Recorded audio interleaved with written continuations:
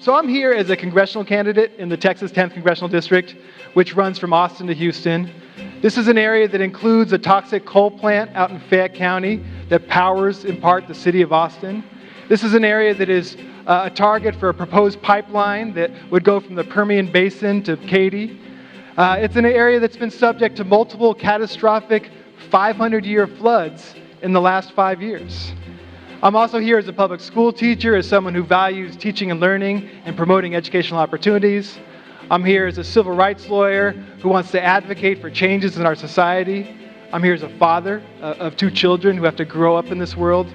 And as an occupant of planet Earth, someone who believes that it's our duty to be stewards of this planet for the generations to come. The important part of the climate crisis is not that it's happening, but that we understand where it comes from and how big we need to think in order to be able to think about what comes next.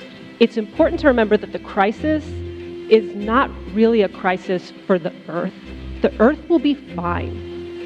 Organisms will change, some will go extinct, new will evolve and adapt, and the face of what life on Earth looks like will be dramatically different. The crisis is for us, because we do not have the systems to be resilient, and we don't have the ability to adapt and evolve as rapidly as many other organisms do.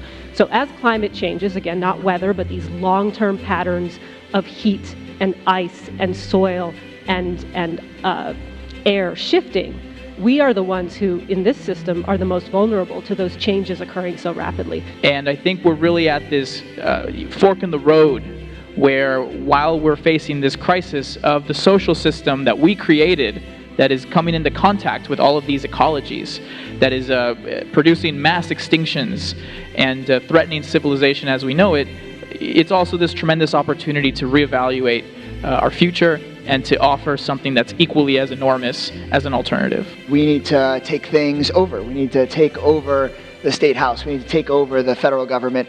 But so much of that starts right here. For lawmakers, I think the message that students really want to send is that if you're not already, doing everything you can to make this one of your top priority issues, you can be replaced. Every farmer I talk to already acknowledges that the weather is changing. Now, they politically might not want to say climate change because it feels like it's one of these sort of coastal elite things, but almost every farmer that I've met understands that the weather patterns aren't the same as they used to be when they were younger. But environmental justice is when you put equity in the center of your environmental approach. And that hasn't been done for a long time. Environmental justice means that everyone, regardless of station, location, gender identity, race, everyone deserves the benefits of a clean environment. And no one group should disproportionately suffer the insults of pollution or climate change or a lack of resources that has been caused by us collectively. Something about the New Deal, the original one, I think, is that it changed the contract in this country about what it meant to exist here and what kind of responsibilities our democracy and our government had to us as people. What kind of rights did we deserve?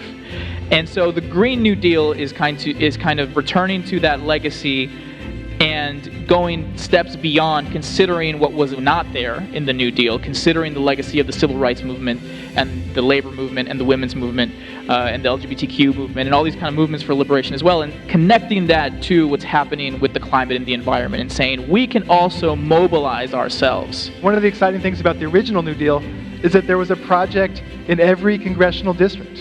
And so one project that we've been talking about that we need here in the Texas 10th, some of you know the district goes from North Austin all the way out to Houston, and we have this coal plant, Fayette coal plant.